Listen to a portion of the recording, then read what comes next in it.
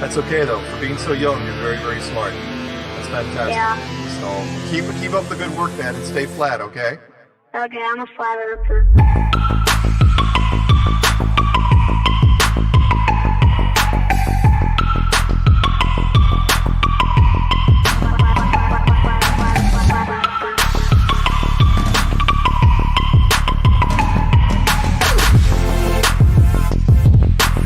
She couldn't do it.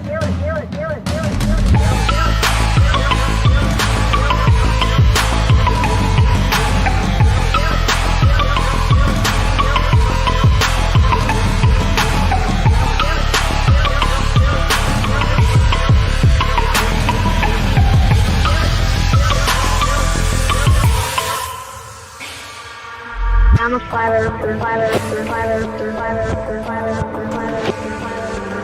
a flat earther.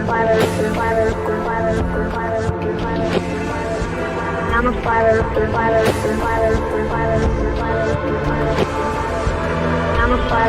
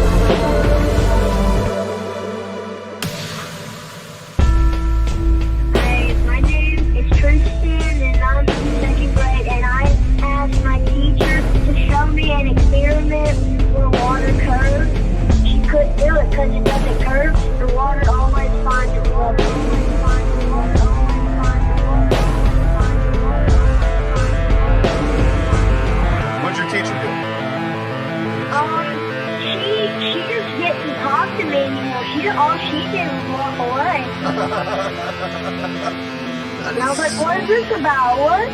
That's okay though. For being so young, you're very, very smart. That's fantastic. Yeah. So keep up the good work, man, and stay flat, okay?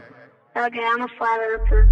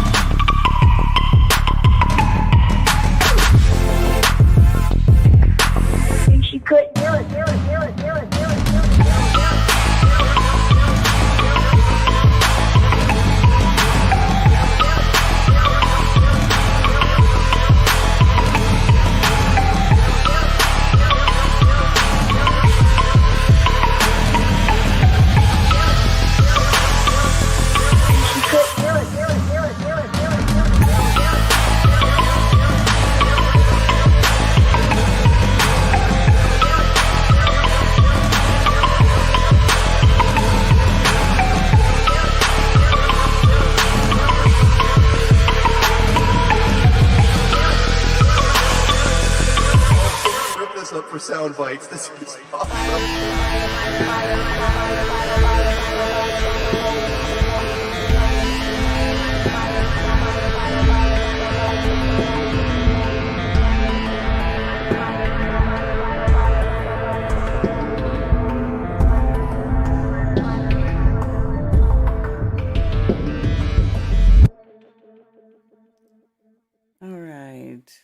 Good rising, everyone, and welcome back once again to Anti-Religious Scripture Study with me, Karen B., and of course, Just Jack Flat Earth. Shabbat Shalom. Shabbat Shalom. We are streaming back on Unveiling This Realm. this week because YouTube gave my main channel a strike. So For no reason. Yeah, for no reason. It's total Nonsense. ugh. Yeah.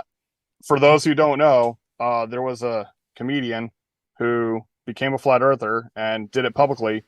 And there was quite a few videos made about how comical it was to see someone going through the cognitive dissonance into realizing that the earth was flat. And for some reason, YouTube decided to declare it as hate speech. So ridiculous. Yeah.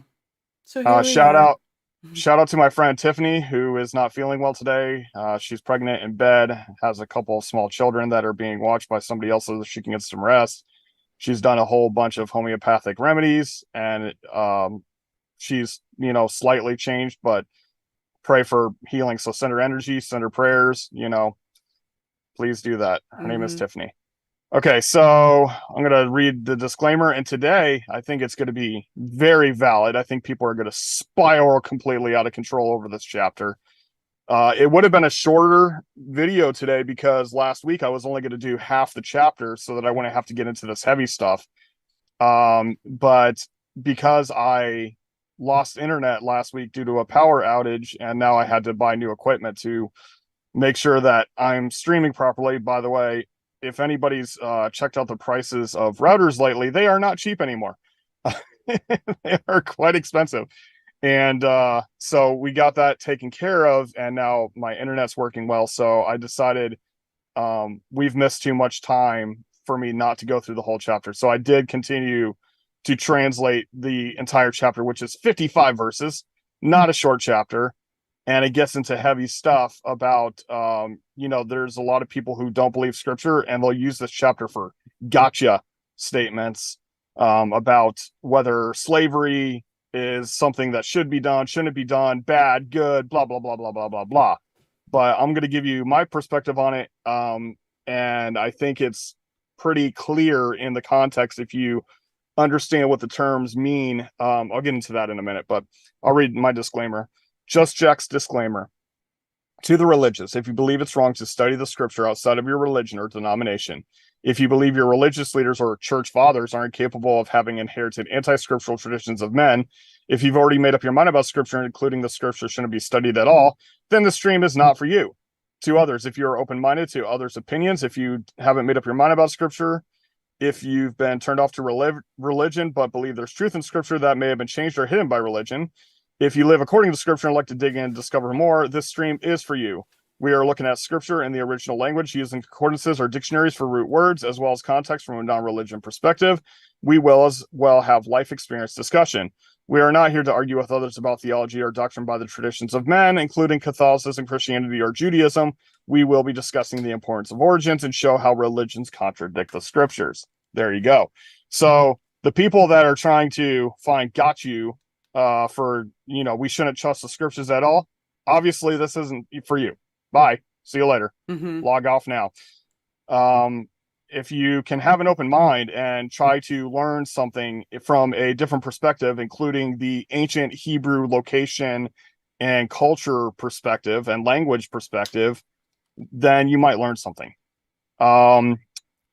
Just another shout out. Let me pull it up real quick so I can find it. There was someone who made a video about our video way back in Genesis, and he did where is it? He did a video, and even if I don't believe or agree with him 100% on everything, I think he did a very good, unbiased inspection into it, comment video, whatever you want to call it. And his name is Kyle Adams. And shout out to Kyle Adams. You did a great job, I think. And I hope that you keep doing this. I hope that you keep looking into these situations and doing your own research and not just trusting men to tell you what's what. So I wanted to shout out to Kyle Adams. He's sent me I guess he tagged me in the video. So I got a comment, and it was very good. I was very pleased, because usually I get anything that I get tagged in, it's usually hate videos and how I'm like evil and stuff. So it was nice. It was nice to see a positive video Yeah. about my videos. So all right, so we can get into it. I of course can't see the headers, but you can. I'm sure you have the headers turned on, but they are vague, overarching subtitles to specific portions of Torah, which I don't agree with the subtitles necessarily. So we can get into Leviticus 25 whenever you're ready. Alrighty. And Yehovah spoke to Moshe on Mount Sinai, saying, Okay, so really quick, let me just point this out, just in case there's newcomers. There's a difference between davar, word, which is translated as spoke, and amer for speak. And that's right here as well for saying, spoke and saying. So if this was actually spoke, it would be amer, but word is different. It's the word of order, not just speaking. Okay, so for newbies. Okay. All right. Verse 2. Speak to the children of Israel and say to them, when you come into the land which I give you, then the land shall observe a Sabbath to Yehovah. Okay, so if you stop reading right there and you're reading out of context, then you'll think that the land has to rest every 7 days. But context is everything. 6 years you sow your field, and 6 years you prune your vineyard and gather in its fruit. But in the 7th year the land is to have a Sabbath of rest, a Sabbath to Yehovah. Do not sow your field, and do not prune your vineyard. Okay, so this is rotation of field, and you let the land replenish itself. So in the 7th year, instead of harvesting, the fruit / grain falls to the ground, and it adds nutrients and it adds power to the ground. Where the way that modernized farming is done, they have to keep adding stuff to the soil because they're, well, I hate using the vulgar word, but they take full advantage of the ground till it's like dead. Right. And it's not good. And this should be common sense, but it's not. So Right. All right. Do not reap what grows of its own of your harvest, and do not gather the grapes of your unpruned vine, for it is a year of rest for the land. Okay. And the Sabbath of the land shall be to you for food, for you and your servant, and for your female servant, and your hired servant, and for the stranger who sojourns with you. Okay. And for your livestock, the beasts that are in your land, all its crops are for food. All right. So not only do you have a Sabbath year of rest for the land, but that doesn't mean you're allowed to be stingy with your food. Right? So just because the land is resting doesn't mean that you're not allowed to, or it doesn't mean that you should hoard your food. It should be for everyone, right? Mm-hmm. All right, go ahead. All right. And you shall count 7 Sabbaths of years for yourself, 7 times 7 years, and the time of the 7 Sabbaths of years shall be to you 49 years. Okay. You shall then sound a shofar sound in the 10th day of the 7th new moon on Yom HaKippurim, cause a shofar to sound through all your land. Cause a shofar. Cause a shofar to sound through all your land. Yeah, so on Yom HaKippurim, which is the 10th day of the 7th month, we've talked about this several times in multiple locations of the Torah, is the most set apart Sabbath day of the year. And this is the shofar sound. It actually just says shofar. Okay. Mm-hmm. And then, okay, it's not yet.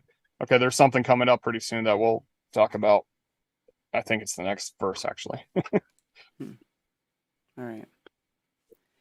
And you shall set the 50th year apart, and proclaim release throughout all the land to all its inhabitants. It is a yovel for you, and each of you shall return to his possession, and each of you return to his clan. Yeah, so this is the word translated as Jubilee. Jubilee does not appear in Hebrew. It's not a Hebrew word, Jubilee. Which word is jubile? Or what is that? Jubilee is the word that they translate it into, but it's the word Yovel, and I'm trying to figure it out. Yovel. Okay, so they leave the word as it is here. Yovel, that's supposed to be Jubilee. 3104. Oh, there it is. 50th year is a Yovel to you. Actually, I think this year is supposed to be a Jubilee year. I would ignore any claims of Jubilee years because every year somebody says this is a Jubilee year. Well, I'm not joking. Yeah, I know. It happens often. I'm talking about in financial markets, though, specifically. Oh, okay. They call it a Jubilee year. Talking about modern Jubilee. Yeah. Sure. Okay, so its root cycles happen, though. There's something to the cycle, so. Oh yeah, there's definitely something to the 7-year cycle. Mm-hmm. So a yovel is of due flow, which is referred to as a trumpet sound. So the root of it is flow, or flow to nothing. So the debts flow to nothing with the flowing sound of the trumpet. So it's a parallel meaning here. Because, the debts go away to nothing, but you do it with a flowing of the horn. And that's, because it talks about using the horn to proclaim the flowing away of debt. Okay. Sorry about me clearing my throat. Sorry. All right. Verse 11. The 50th year is a yovel to you. You do not sow nor reap what grows of its own, nor gather from its unpruned vine. Yeah. So the reason, hold on a second. The reason that I like yovel is because they're not just making up a word. Jubilee has nothing to do with Hebrew or the original scriptures or anything. It's just a made up word. Just like when we talked about the tabernacle is another word. There's a few words that they just like make up to sound like extra spiritual or their own separate meaning into it. So that's the problem, is like if you replace a word with a word, then you can define that word yourself because you've made it up. Right? Mm-hmm. So if you look up this word Jubilee and then you look up all the definitions that they have for it, that's out of context of the scriptures itself, which is about the flowing. Okay. And if you remember, Yom HaKippurim is also the self-inspection and reflection day. So that's a day that you let things flow away from you as well. Like anyone who's done you harm, any harm that you've done somebody else, you let those things flow away from you so that you can be renewed for the year. All right. Yeah. Okay. All right. It is a yovel. It is set apart to you. Eat from the field its crops. Okay. So remember, set apart is what they translate as holy. And set apart is definitely a better translation. In the year of this yovel, let each one of you return to his possession. Okay, so this is some complicated stuff they have to understand about return possession. So if they're going to get into detail here, but if you're in a hard situation and you need finances, someone could take possession of your land for a period of time. That means all the work that's done on the land, the person that you're lending it out to gets all the profits from it, right? So, like, let's say I owned a field and, I was growing wheat in my backyard or something. While I owe this person money, that's not my wheat field. That's somebody else's. I just live there, if you know what I mean. Mm-hmm. So they own that property. They own its yield until I pay back the debt that was owed. And when I say paid back the debt I was owed, that I owed is like, let's say I said, well, I need this income or this product or whatever the case may be. And for that, I'll let you use my land for 6 months. Well, if it's a substantial amount, they'll say, you can use my land until the next Jubilee. Because at the Jubilee, everybody has to get their land back, has to get their possession back. Let's say it's not land. Let's say it's a strong bull that you have. You can use my strong bull until the Jubilee, or the strong bull's offspring, because it's still the strong bull, until the Jubilee.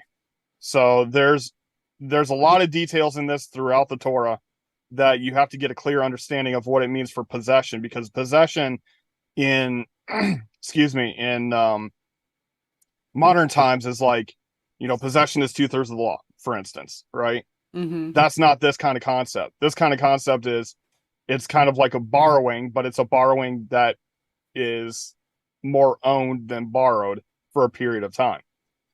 And then if you look at the root of this word, it's not possession so much as it's laying hold. So you're holding on to something. Okay? Okay. So you're holding something. You're not possessing it. So I don't like that translation of possession. It causes major confusion. But it's to take hold, right? Envision. Take Oh hold. yeah. So like envision. in other verses, when it was talking about taking hold, it's like taking hold of a vision, We have ran into that word in the past, so, but in this context, it's obviously Return it's not to like his possession. it's not like you can envision having my stuff. That's definitely not this case. Right. This is actually taking hold. But of oneself, though, right? Like, or Not what? in this What do you- location, when it's talking about the Yovel, we're talking about if you're borrowing something from somebody because you owe them money, it's that kind of possession. Okay. So it's not possession as in possession of your mind. This is actually taking hold of, whether it be land or livestock or something.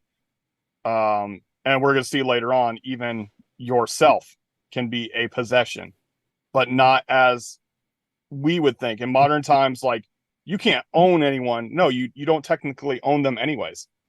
You're just laying hold on them until the debt is paid. Mm-hmm. That's why I said, like, laying hold or taking hold is a much better translation than possession, because again, in our modern thinking, possession is you have something and you don't have to let it go because it's in your possession, 2/3 of the law, all that jazz. So if you use the word taking hold rather than possession, you can see it's not the same thing as, like, like kidnapping, right? It's not kidnapping. Or it's not stealing. You're not stealing his land. You're not stealing his oxen. You're borrowing it. You're taking hold of it. Okay. Because you have to give it back in the Yovel. All right. All right. And when you sell whatever to your neighbor or buy from the hand of your neighbor, do not exploit it. Do not exploit one another. I actually like that translation better than oppress. Right. But it's suppress. Like, you don't use it as something to dig in at the person that is owing, right? Mm-hmm. Like, well, I got your stuff, like, you can't do that. It's saying specifically, don't do that, because it's not actually your stuff. It's just something you're laying hold on. So again, the context is everything. All right. According to the number of years after the Yovel, you buy from your neighbor, and according to the number of years of crops he sells to you. I think we discussed that already. Like, depending on how much you owe them, that's how long you let them take hold of the item. Mm-hmm. According to the greater number of years you increase its price, and according to the fewer number of years you diminish its price, because he sells to you according to the number of the years of the crops. All right. So let's say we have this agreement, right? And it's like, okay, so you get my land for 3 years. And then while you're in possession of the land for those 3 years, it's not yielding as much as you thought it would. So you can't go back and say, well, now I need it for 5 years. No. You made the agreement for 3 years. That's it. That's the value you gave it, 3 years. Not how much you can get in 5 years, right? Mm-hmm. So that's according to the numbers of the years of the increase, not like, oh, it's not giving me enough, so I'm going to hold on to it longer. You can't do that. The agreement is the agreement of time. Okay? And do not oppress one another, but you shall fear your Elohim, for I am Yehovah your Elohim. So again, in this context, like, you can't take advantage of someone just because you own their property and say, I'm going to hold on to it for a longer or whatever. Or like, let's say you say you can use half my field, and then they try to take advantage and say, no, I need the whole field. You can't do that. You can't oppress. Okay. All right. And you shall do my laws and guard my right rulings, and shall do them, and you shall dwell in the land in safety. Yeah, here this gets confusing between laws, right rulings. This one says statutes and judgments, which I think the King James Version does it better than the scriptures in this case, because this is a decree or a custom, and then this is right rulings. Judgment, justice is, something that we would be familiar with. All right. And the land shall yield its fruit, and you shall eat to satisfaction, and shall dwell there in safety. Did I read that already? No. And I dwell there in safety. Okay, this keeps ending in safety, and shall dwell there in safety. Okay. And since you might say, what do we eat in the 7th year, since we do not sow nor gather in our crops? Therefore I have commanded my blessing on you in the 6th year, and it shall bring forth the crop for 3 years. Okay, so let me explain this to you. So in the 6th year, you will have a triple increase of harvest. That's a supernatural event, right? And the reason being is because it's going to last you through the Jubilee year. It's going to last you through the reseeding of the 8th year, the Jubilee, not the Jubilee year, the 7th year. The 7th year rest, right? So it's got to last through the 7th year rest. It's got to last through the 8th year of reseeding. So you have to let the maturity of the land come. And then it lasts you through until the 9th year harvest. That's supernatural. And I was talking to a friend of mine who did some research on this, and I have not done the research, so it's secondhand knowledge. And he said that there are trees. I think he was saying, like, the black walnut tree, for instance, like every 7th year they have a triple yield, like a very heavy yield. And he was talking about some other crops in I think he said South America. I don't remember. It was a long time ago that we had this conversation. It was Zachary Zabala, by the way. But he was talking about, like, there are certain areas that, like, triple in quantity of growth every 7 years. And that's very cool to me. So we can keep reading, but the dwelling and safety part, I want to look at that really quick before we go back to 21.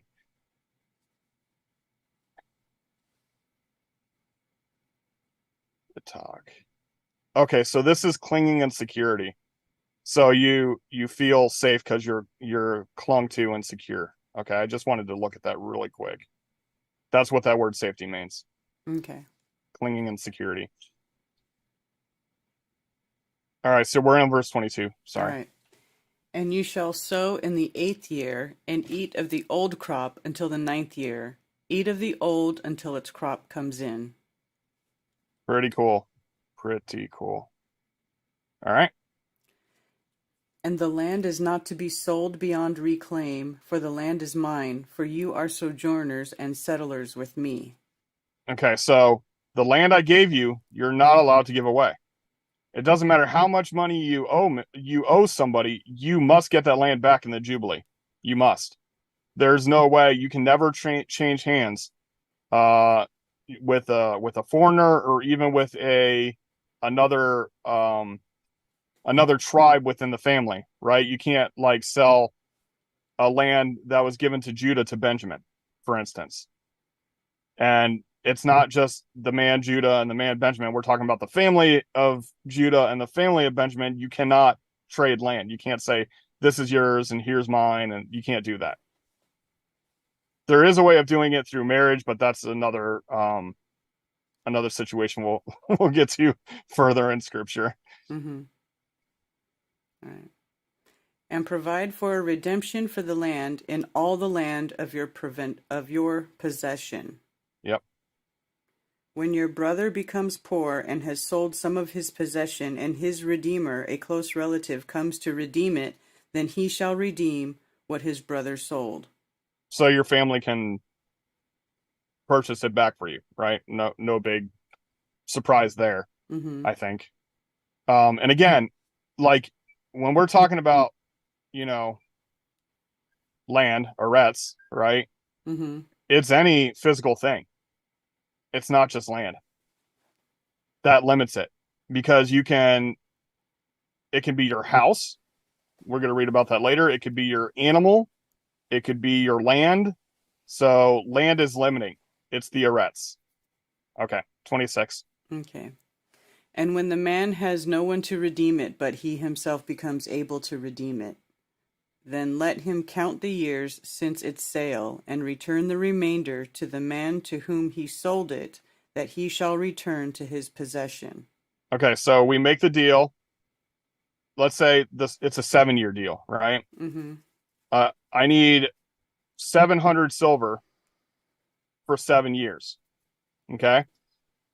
Well, you end up coming up with 300 silver to give it back. Well, that means you reduce 3 years from the 7, right? It's almost common sense, right? Like if I'm going to give you every year, we'll pay back 100 silver, for instance. And if you come up with some of the money to get it back, that means that time that the person had possession of your land gets shortened to equal the money amount that was owed. 1 year per 100 silver, or whatever deal you made. Mm-hmm. So in other words, you can't, no, I'm going to hold on to it for 7 years, like we said. And you're like, no, I have the 700 silver right here. You must sell it back to me for the last 3 years. 300 silver, whatever, for the last 3 years. Right. You can't hold on to it. You can't hold the land. You have to be able to, he has to be able to buy it back. Okay, that's what I'm trying to say. Okay. And if his hand has not found enough to give back to him, then what was sold shall remain in the hand of him who bought it until the year of Yovel, and it shall be released in the Yovel, and he shall return to his possession. All right, I think we explained that, And when a man sells a house in a walled city, then his right of redemption shall be at the end of the year after it is sold. His right of redemption lasts a year. All right, so this is different. If it's a house in the city that is walled, there is no arrangement that lasts longer than a year. You have to buy your house back within a year, or you lose it. So a city's different than when you're out there, in the field, in farmland. The city's different. The city you can sell, because the city is a location where, all sorts of people can move in.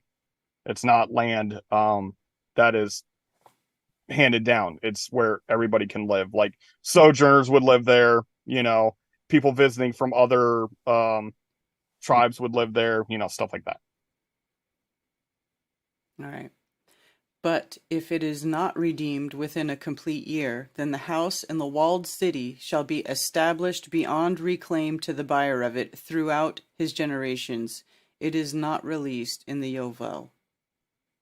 All right. The houses of villages, however, which have no wall around them, are reckoned as the field of the country. A right of redemption belongs to it, and they are released in the Yovel. Okay, so it says villages, but it's the courtyard. So like a bunch of properties that come together at a certain point, like their houses are close proximity to each other. That's like a courtyard, but it's not walled, right? Mm-hmm. It's just people hey, we're sharing our lot lines, let's get together and help each other out, that type of deal. If that's the type of property you're buying, then you cannot claim it because that's part of the community within that tribe. You can't keep that. It has to be redeemed. All right. As for the cities of the Levites and the houses in the cities of their possession, the Levites have a right of redemption forever. Okay, so the Levites are the ones who, and this says Leviim, which is those who are joined. The Levites, their job is service to the tabernacle, and then future in the temple. They have no inheritance of land because they live basically for free in all the different tribes. They each have a location within the tribes that they have, like it's talking about houses in the cities. They can always buy it back because no one can own Levites' land because they have no inheritance of land. Okay. And that which is redeemed from the Levites, both the sale of a house and the city of his possession, shall be released in the year of Yovel, because the houses and the cities of the Levites are their possession in the midst of the children of Israel. Right, because they're like in all the different tribes, there's a location that the Levites have. Not only do they have a location where they're housed, but they also have their own field that cannot be owned either.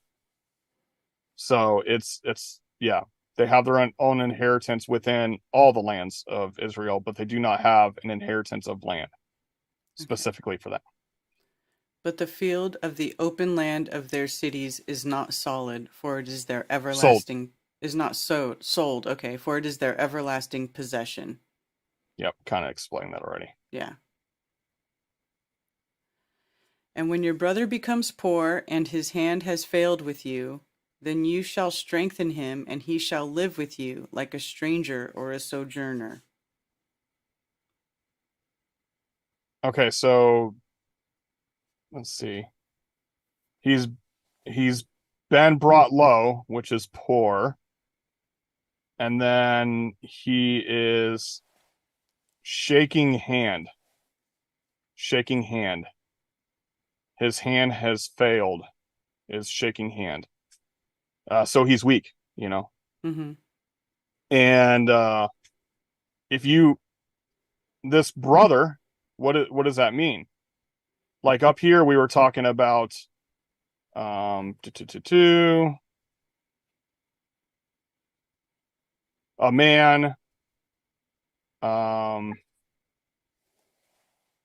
man, brother becomes poor. Okay, so brother is specific here.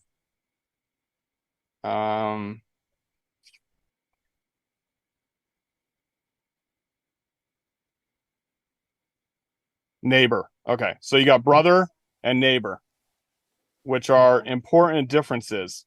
There's brother, neighbor, sojourner, foreigner. I think I covered it all. But these are all different rankings, if you will, in relationship to you. It would be like you may act differently with your sibling than you would with your best friend. And you may work differently with your best friend differently than you would with your neighbor. And you may work differently with your neighbor than you would with a coworker or what's the word? Like someone, but you don't know them. Acquaintance. Thank you. That's a good word for it. So you may work differently with an acquaintance, and then you may work differently with someone that you're meeting for the first time. You don't know nothing about them, their culture, anything else like that. Each people, you're going to be having a different reaction with them and how you deal with them. Even though people say that they don't, they absolutely do. There's no way to get around it. It's ingrained in us. It's hardwired into us that you treat different people differently based on how much you can trust them or how much you're related to them, right? So this is speaking brother. When it says brother, it means within the tribe. Okay. When it says neighbor, it's within the neighboring tribe. So it's still your quote unquote brothers, but they're of a different tribe, right? So Benjamin and Judah, I'm just going to use those because they're just easy to remember. So Benjamin and Judah, even though they're brothers in Israel, in this case, they're neighbors because we're talking about dealings with possessions. So they're your neighbors, not your brother in that case. A sojourner is someone who's trying to join with Israel, but not yet established. A foreigner or a stranger is someone who is just now coming in. You don't know nothing about them. You don't know what they're if they're trustworthy, what kind of dealings, how they deal with people, what belief system they have. There's a difference in these titles, okay? Right. And they become very important for you to understand a lot of scripture. So this is talking about your brother. That means the people within your own tribe, your land possession becomes poor. It's your job to take care of them. It's your job. Nobody should be going poor, okay? But that doesn't mean that you can't make a deal to take care of him. Like, I'll take care of you for such and such amount of time, but you need to let me use your land. So that is, that is a debt, but it's not a debt, right? It's not like you owe me, but it's like, as long as I'm taking care of you, I get to use your land. I get to work your land. You get what I'm saying? Mm-hmm. All right. Alrighty. Take no interest from him or profit, but you shall fear your Elohim, and your brother shall live with you. So it says that you can't take interest from him or profit. You can't make a debt or an increase of him. Okay. Mm-hmm. That is because, you're taking care of him because that's your responsibility. But at the same time, you get to use his land. But like, let's say, well, you're in a bad situation. So I'll use your land for now. And then when you're back on your feet, I'll keep your land for another 7 years or whatever. You can't do that. You cannot take advantage of him. You cannot take a profit from it. But as long as you're taking care of him, you have the right to use his land. Mm-hmm. Right? It's a deal. Mm-hmm. It's an unspoken deal. All right. Do not lend him your silver on interest, and do not lend him your food for profit. Same thing. If you give him silver, if you give him food, you just have him pay it back eventually. Right. You can't take interest on it. Right. I am Yehovah, your Elohim, who brought you out of the land of Mitzrayim to give you the land of Canaan to be your Elohim. Right. So he's saying,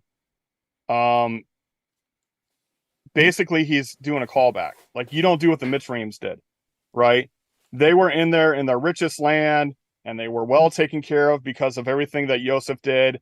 And then when the population got too many, they're like, okay, we need to take advantage of this population and have them go to work for us in order to stay in that land, even though that land was already promised to them. Mm-hmm. Mitzrayim took advantage of them for being there.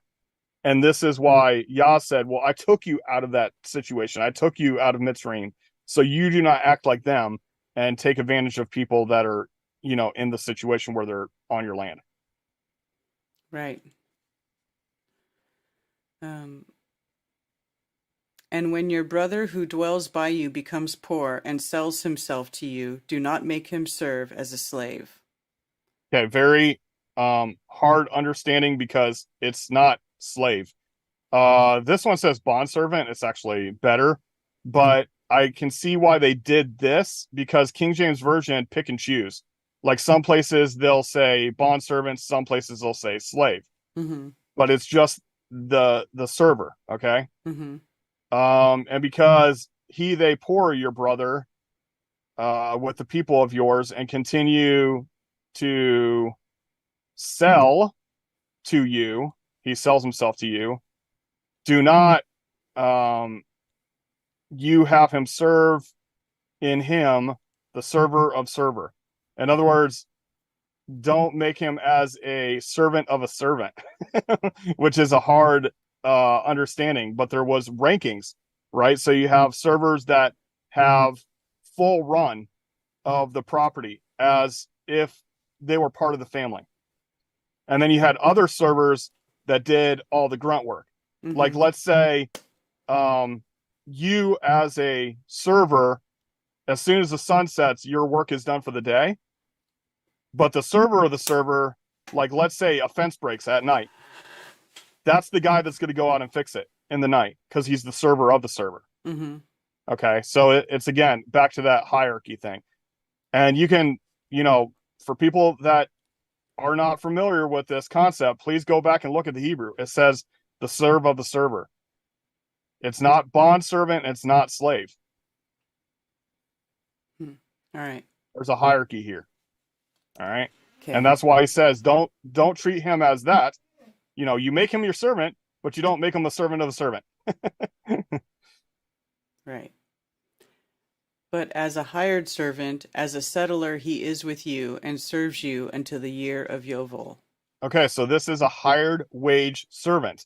A hired wage servant gets a day's wage for a day's work, which means at sunset, they go home. But in this case, they're living with you, but you still treat him as a hired wage employee, someone that works from sunrise to sunset, but he's part of the household. Like a ranch hand, right? They live on the property, but they only work their work hours. Okay? Okay. Like that. All right. All right.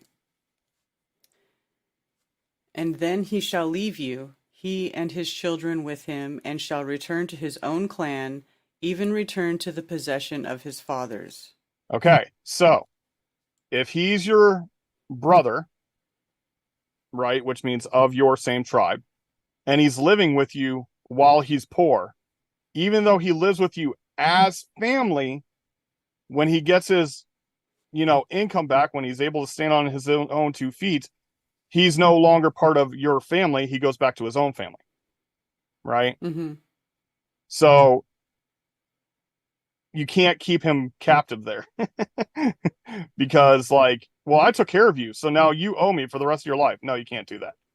He's allowed to, once he gets back on his feet, he's allowed to go off back to his own land, and then you make some other arrangement for payback if there is any left at that point. Right.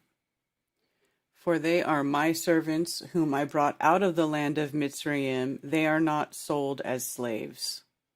Right, so they're not sold servants. Sold servants. Okay? The seller or price of serve. Do not rule over him with harshness, but you shall fear your Elohim. That means do not break him down. You don't run him into the dirt. You don't run him day and night. Well, I'm taking care of you. You're poor, so you do whatever I say, Right. nonstop. Right. No, don't do that. And your male and female slaves whom you have from the nations that are around you, from them you buy male and female slaves. Yep. So again, bondmen, bondmaids are a better translation, but the female slaves, it actually says that these are nannies. Okay? Which they exist for action to the Goyim, which is just another nation, another group of people.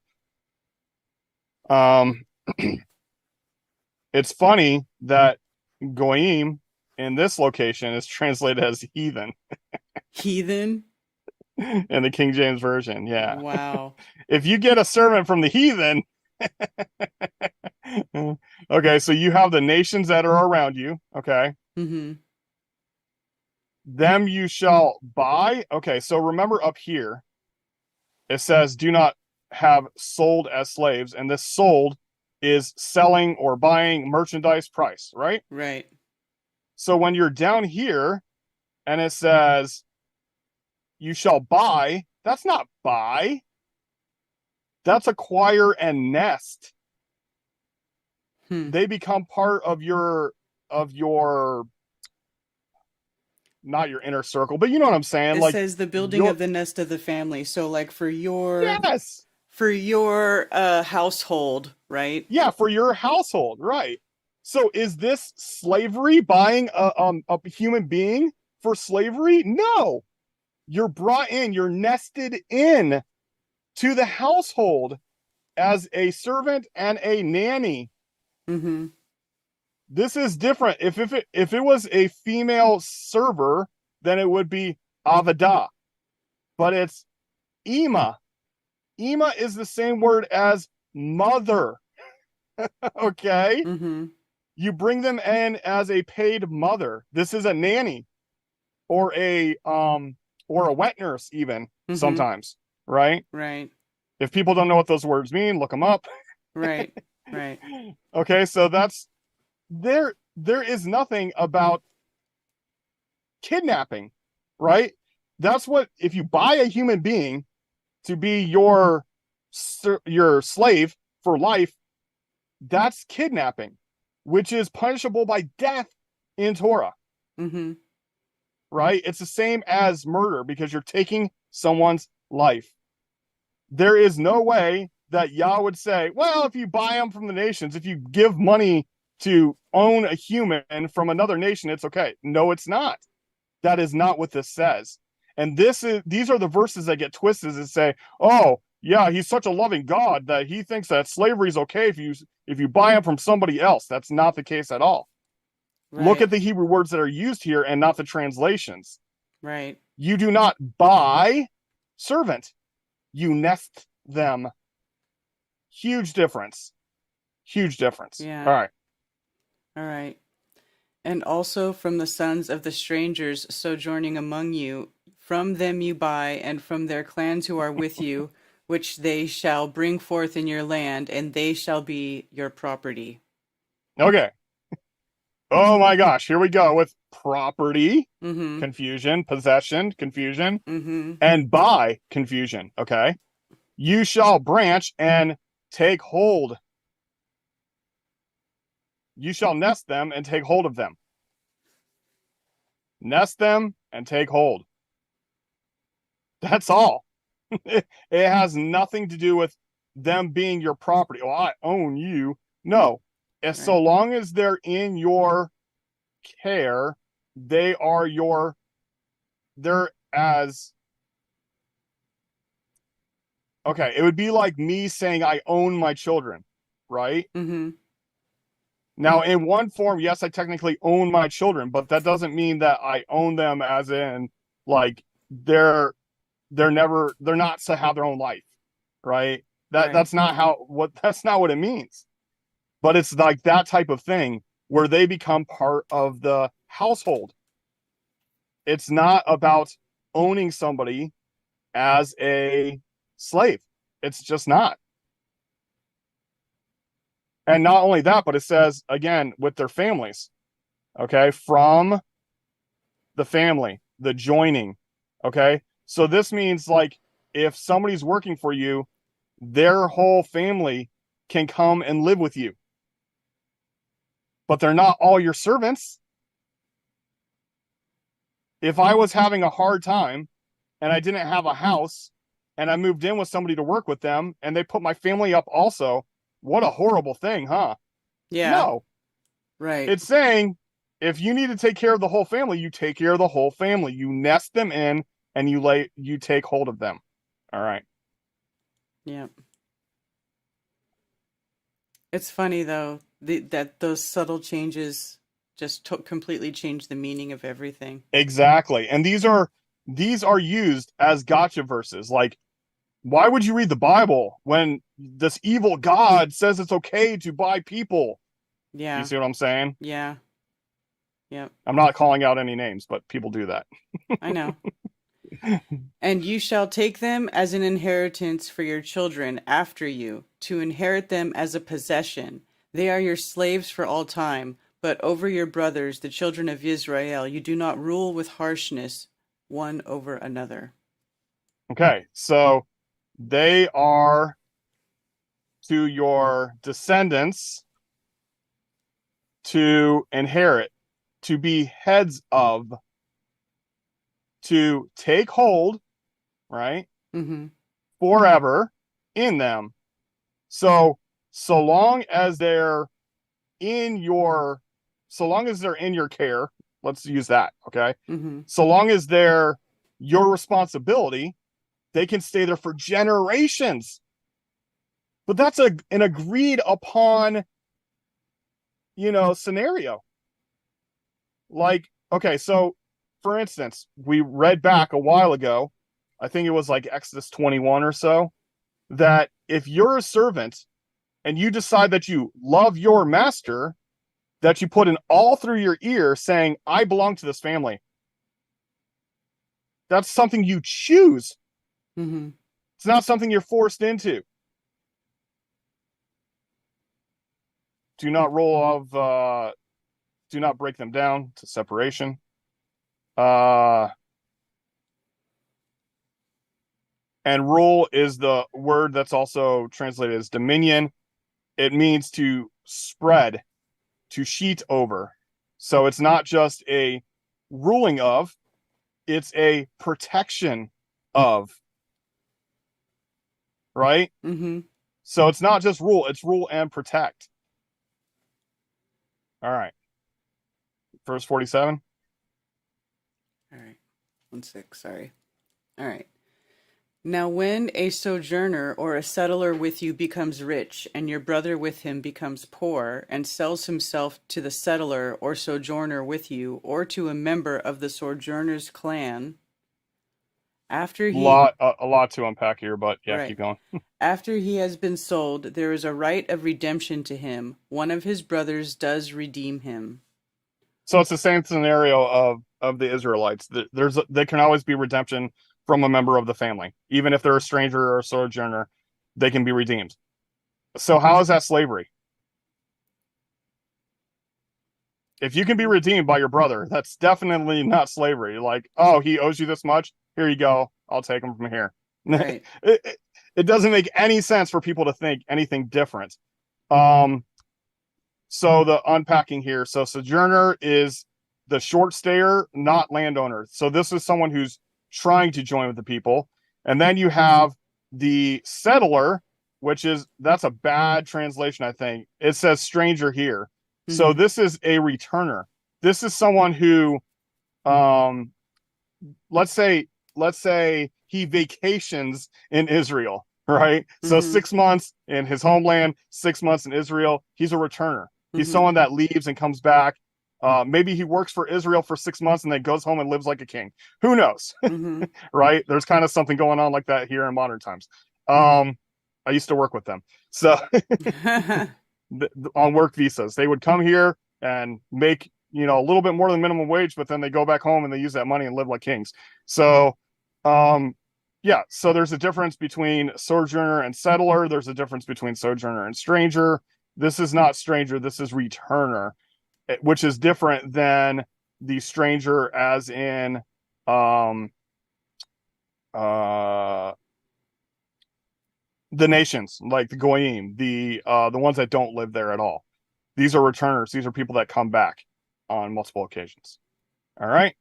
Verse 49. All right. Or his uncle or his uncle's son does redeem him, or anyone who is a close relative to him in his clan does redeem him, or if he is able, then he shall redeem himself. How is that slavery if he can redeem himself out of it?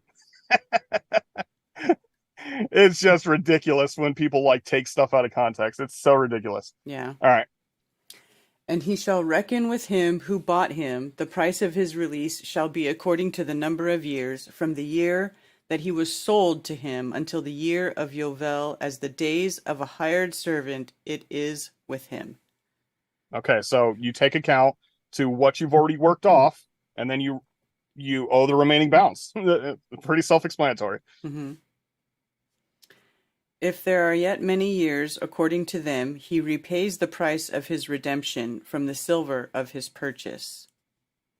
Okay, and silver could be any desired payment, not just necessarily silver, because silver is this word, but it also means that which is desired.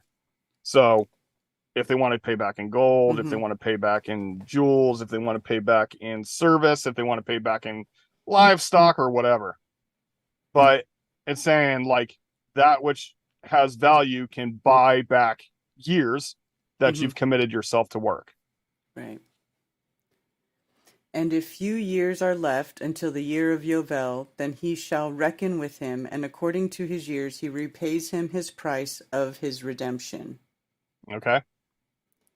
He is with him as a yearly hired servant, and does not rule with harshness over him before your eyes.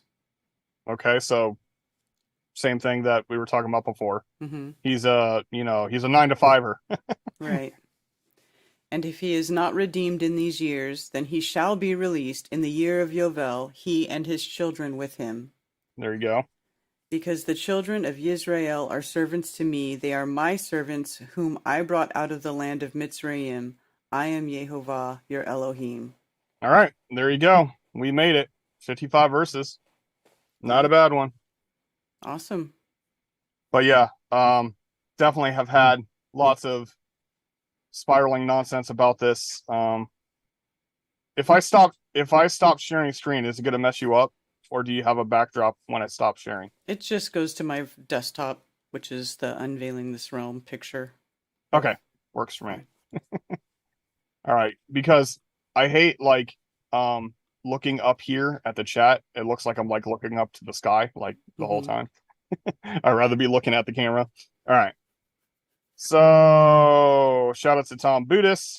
Shout out to Napai. Sorry if I pronounced that wrong. FE Nation, Critical Inception. What's up, brother? Critical Inception will be down here very soon in this area. He'll be living here very soon, and I'm very excited. Awesome. Joseph Osborne, Shabbat Shalom. Captain Construction, Shabbat Shalom. Keep Tiffany in our prayers. Yes, please. Cable Guy Forever.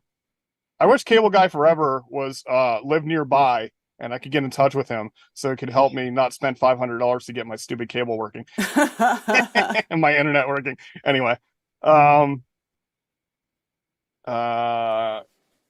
Construction, has she tried med tea or probiotic drinks? Yes, my wife brought her probiotic drinks because my wife is a caregiver. She did a good job to go out there and try to help her. Alex Javier, yes, Karen B's channel is shut down again. Daryl Davis, what's up, brother? Oh, look, Carolyn answered. I got her some probiotic drinks. Awesome. Okay. Question. What Jubilee doesn't appear? That's a question. Yeah, Jubilee is not a word. It was invented by the Englishmen. So, yeah. Yovel versus Jubilee. Let Scripture define itself. We just read the chapter. You figure out what it means. Don't let people give you new meanings to words. That's about that. Okay. Voynich, were you stricken once again, Karen? Yep. Yes. Did you appeal? Yeah, denied. Okay. Captain Construction, this sounds almost like the 7th year land rest. Is there a difference? Can you elaborate? No, this is literally the 7th year land rest and then the Jubilee. It's just, I don't like using the terms that they not even hijack, but create to hijack the concept. Like Jubilee specifically being about the land, and then people saying, well, that means that we don't owe our debts and blah, blah, blah, blah. It doesn't speak of that specifically. Because the debt system that we have is already evil because it charges interest, right? So it's very complicated to try to force Scripture belief into modern collection agencies. It's like more power to you. It's just not practical. Dennis Omeron, hey guys, Jubilee. Okay. But it is against Scripture to be charging interest on loans. Definitely. It says it a couple times. Yes. It's usury is what it is. And Voynich says you can blame Owen for your strike. Yeah. It's so stupid. There's not even any hate speech in that video. It's all just him waking up to flat Earth He doesn't talk Right. about anything else controversial in it. It was up Right. through the entire pandemic thing where they were like striking me left and right for all kinds of other stuff. It makes zero sense. It's purely just them messing with me. It always happens right before my event. I should be used to it by now, quite honestly. Yeah. So for clarification, Alex Javier, Owen Benjamin's video of him coming to Flat Earth was being played on Karen's channel, and they struck it. And this video is 4 years old. It already had almost 80,000 views on it, you guys. Yeah. Yeah, it's been there a long time. It was there for a while. Yeah.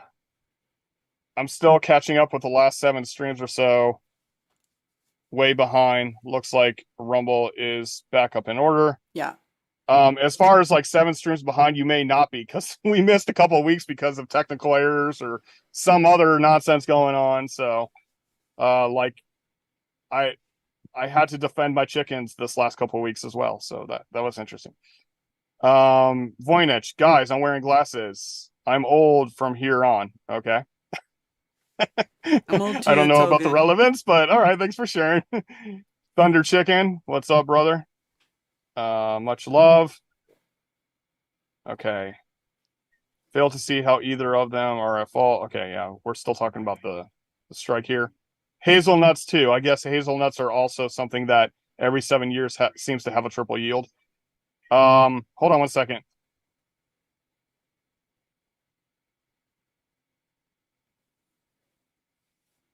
The oaks in Florida have bumper acorn production every 7 years. Some bamboo seeds every 7th year. Cicadas, etc. Yeah. Cicadas, there's a few different cicadas that do, there's 5 year, 7 year, 17 year, and stuff like that. But yeah, that's pretty cool. Definitely Do something you feel to that crop rotation fulfills the land rest requirement? Yes and no. Because we don't have the actual Jubilee year, if I was doing my own crops, I would have one portion of my land that worked for the 7 years, and then while that one was resting, I'd have the other one going. I would do that. Yeah. I don't know that it's fulfilling the commandment because we're not in the land. We don't have record of the true Jubilee, but I would make it a practice of myself of letting each chunk of land rest every 7th year. And that would mean, have multiple, I would do rotation, like he was talking about. So yes, I would agree that would be a proper way to practice this concept. I'll leave it like that. The Venus pentagram cycle is 7 years. Yeah, well, just because I give it a new name doesn't mean it's different. Okay. Yovel sounds SJOFLE.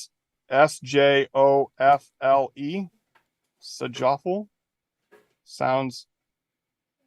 Yovel sounds SJOFLE. I don't know what that says.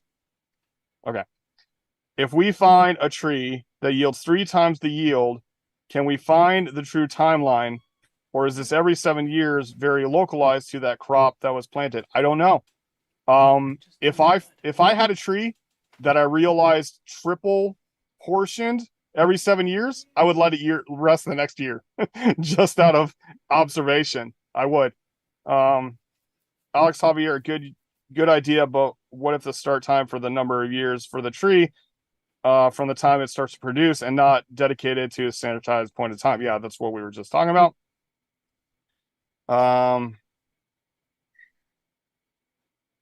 Human nature being corrupt, people giving into not seeing their own hypocrisy, doing what Pharaoh did to them, and then doing it back to the people that multiplied in the land that Yah gave. Just realize it's July 15th. It's when the not nice person something met for the cremation of care in California at the Bohemian Grove. Okay, blah blah blah. I don't know that I even trust those types of histories anyway. Voynich, a steward. Yes, a steward. That's a good term for it as well. Someone who takes care of a specific thing or property. That's very good. Steward. Yesterday was my last day at work for Critical Inception. Now comes the packing and preparation. Can't wait till you get here. So excited. Bill Wall, haven't seen you in a while. Shalom, brother. Thunder Chicken. Oh, we already discussed that about why she got shut down. Aisling 717 lost track of time down by the river. That's a good way to lose track of time out in nature. Mm-hmm. Is the video still up somewhere? Yeah, it's still up on DITRH. And she even contacted him, and he got struck, and he kicked it back and did not get struck. Yeah, he appealed and won. I appealed and lost. Yeah, Cami, this is a good one. I think you'll like it, especially since like I've seen your comments to previous chapters. I think you'll like how I dug into this one because it's one that gets convoluted a lot. So I think you'll enjoy a couple of words that I translated for you. Critical Inception, it will be awesome to have you around. Yeah, bless you. To make their name pop up so that they can see it, you have to put a @ symbol before his name and then spell it exactly the same way, caps and everything. Okay, sorry, just see how well on your end. Look, Carolyn, look at my screen. Your end, you see how your name is highlighted? This is how she typed it. @ symbol, just Carolyn. Okay, you have to type it exactly that way, or it doesn't. Sorry, guys. Trying to educate my wife on YouTube chat. Okay. It's not. It's Sir, I haven't been knighted, Cammy. Yeah, and sir actually comes from like master, like you're my boss. So yeah. Well, Shabbat Shalom friend, Shabbat Shalom brother, Shabbat Shalom neighbor, whatever. At Just Carolyn, looking forward to being around. Yep. Hurry up, bro. Hurry up. Hurry, Alex, Daryl says. Yeah. Okay, that's the end of chat. Yeah, it was a good subject. It needed to happen. Witsit had a debate, quote unquote, about this subject on his channel.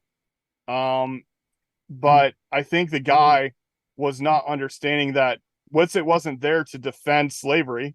Witsit was there to say that it's translated wrong. Yeah.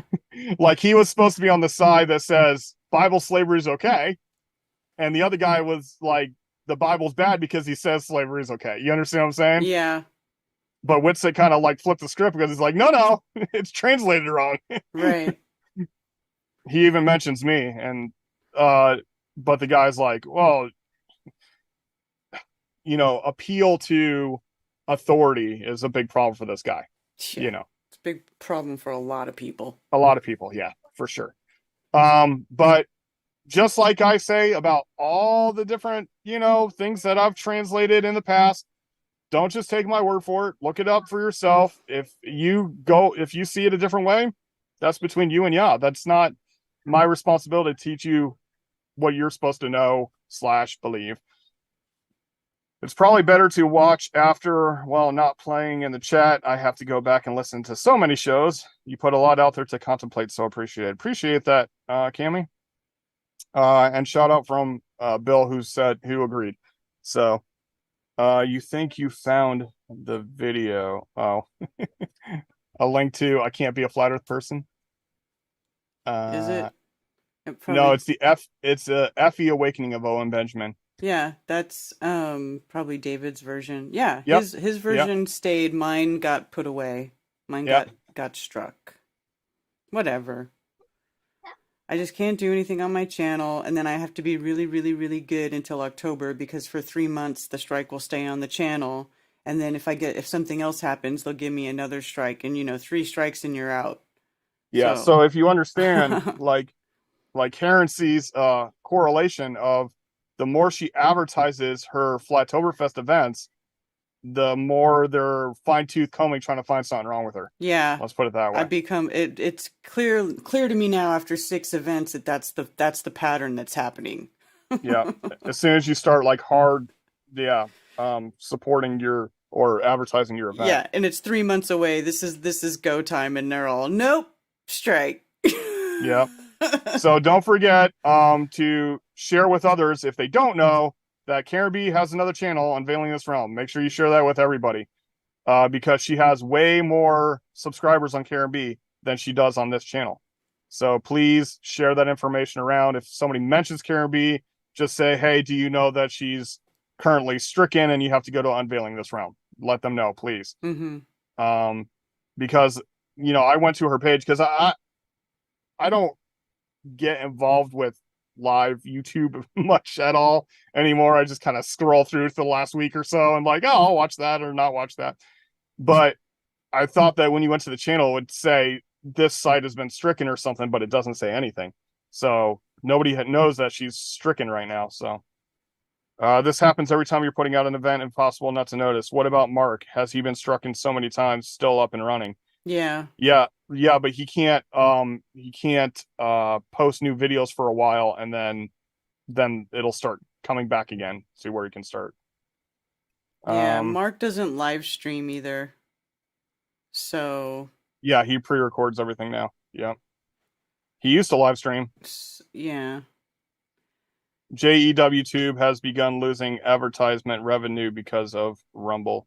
Oh. Well, not that I'm sad Maybe. about it. You can find me on Rumble, by the way. Anybody who wants to not give YouTube the business anymore. Just saying.